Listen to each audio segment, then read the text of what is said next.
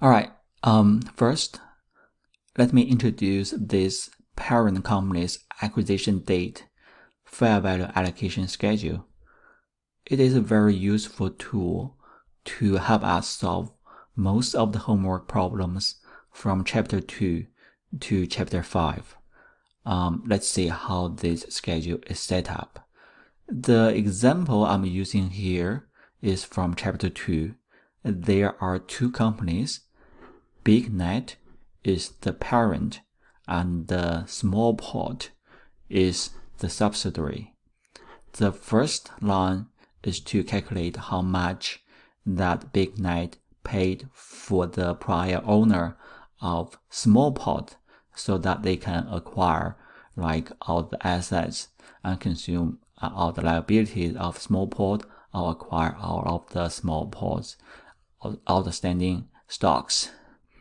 The second line is the total book value of Smallpot. That will equal to the total assets of Smallpot minus its total liabilities.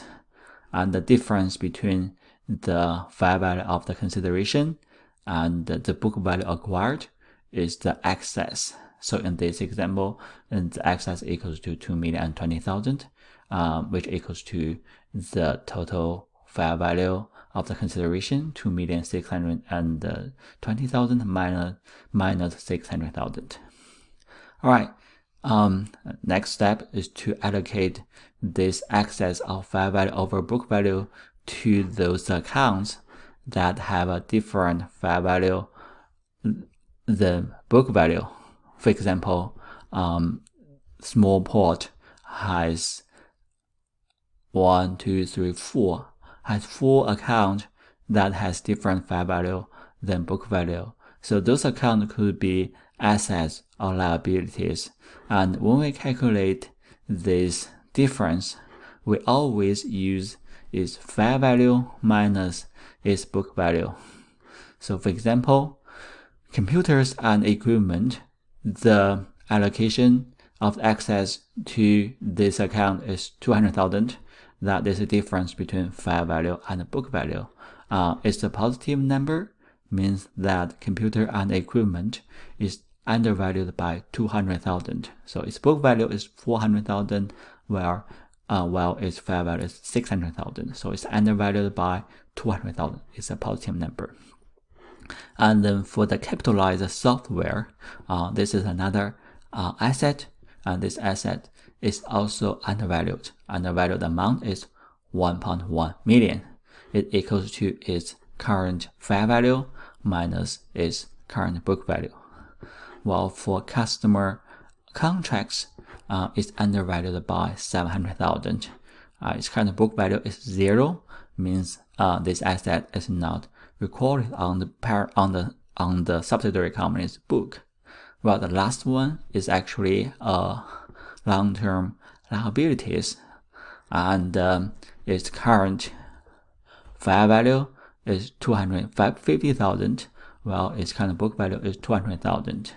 And we use fair value minus book value, we'll get a $50,000 negative amount. All right, so the total allocation that's related to those accounts with different fair value, then book value is 1,950,000, which means that we have some remaining left after we allocate access to those accounts. And then because this remaining difference is a positive number, that is positive 70,000, and then it goes to goodwill.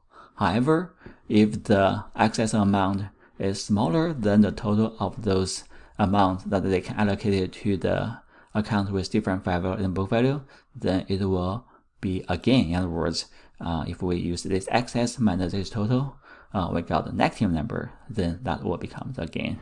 But now if we use the excess amount minus the total allocation amount here is a positive number, then it's a goodwill. Okay. In this video, we are going to introduce a more complete schedule about how to allocate acquisition day subsidiary companies' fair value. So Well, the top table is the same as what we introduced in video 1. Parent company is the parent company, and son company is the subsidiary company.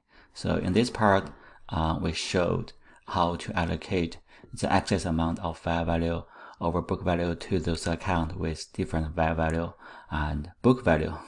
So the first line is the total consideration transferred by the parent company, 800,000. And then the second part is the book value of the son company, or the book value that the parent company acquired. So there are basically two ways to calculate book value of the subsidiary company. So one way is to use total assets minus total liabilities. Well, based on the equation, assets minus liability equals to equity. So which means that if we know the balance of the subsidiary's company equity account, then we can use the equity account total balance as the book value of this subsidiary. So that's how this table shows. So book value of this subsidiary company equals to the total of its common stock, additional paid-in capital, and retained earnings. So in total, there's a total equities balance, that's 600,000. So the excess of fair value over book value equals to 200,000.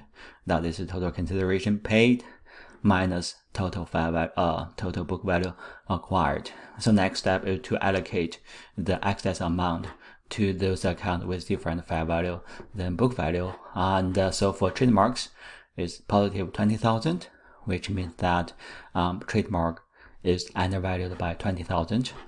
Patented technology undervalued by 130,000. And equipment has a negative number, which means that it is overvalued by 30,000. So in total, the three accounts have a total amount of $120,000 that is undervalued and need to be allocated from this excess amount. So if we use the excess amount of 200,000 minus 120, we have a positive result left, and that 80,000 will goes to goodwill. So basically, this is what we showed in video 1. Well, today we are going to make this more complete. Is we are going to work on this three account with different fair value than book value, and make this schedule more complete. Make it like this. So, which means that we need to have this annual excess amortization schedule to show what's going to be the additional amortization expense the parent company need to consider when they prepare the year-end consolidation entries, because those are long-term assets.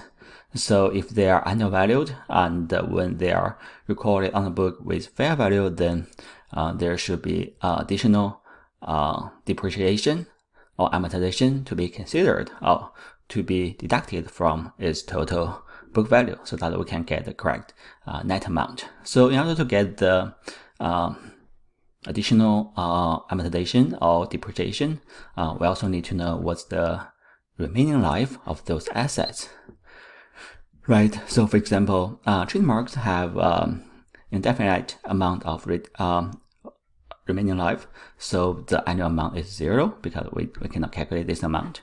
Well, for patent technology, assume the remaining life is 10 years, so it's undervalued by 130. So every year there is going to be additional 13,000 excess amortization. Well, for equipment, it's the opposite. It's undervalued, it's overvalued, and still have 5-year life. So each year we need to add back $6,000. So the net amount.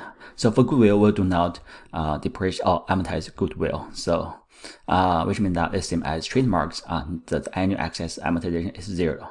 So the net amount of the annual excess amortization here is just 7,000. So that's 30,000 minus the negative 6,000, then we get the 7,000.